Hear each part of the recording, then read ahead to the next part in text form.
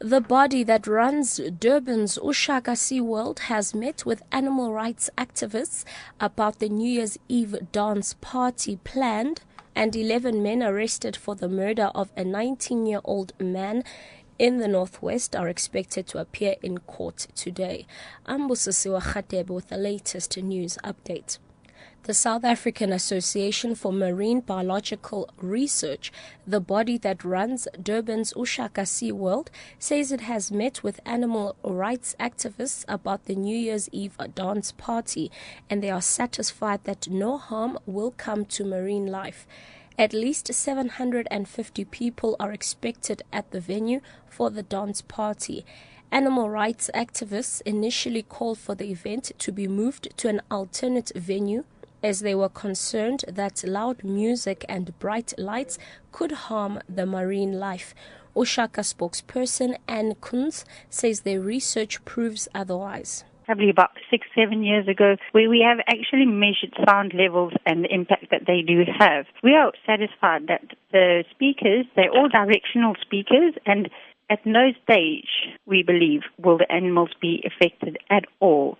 The main event, the speakers are going to be facing away from the animals, and it's a fair distance to where the animals are. If there are going to be any bright lights, they are not going to be anywhere near where the animals are. Meanwhile, Durban has certainly been living up to its reputation as the place to be this summer, with the glorious sun making the beach a hot spot to cool off and get a reprieve from the city's humidity.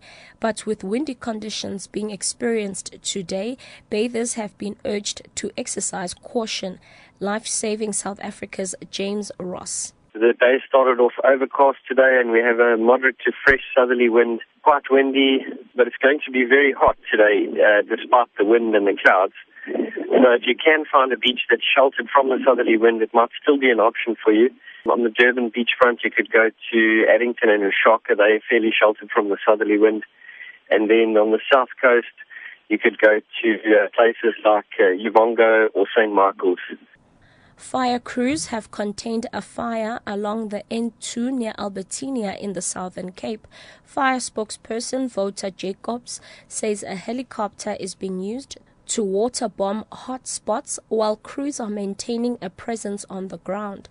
He says felt and tree plantations were burnt. Jacobs says no properties have been damaged. They are fighting the fire with aerial support from the Working on Fire agency. And there is still active ground teams.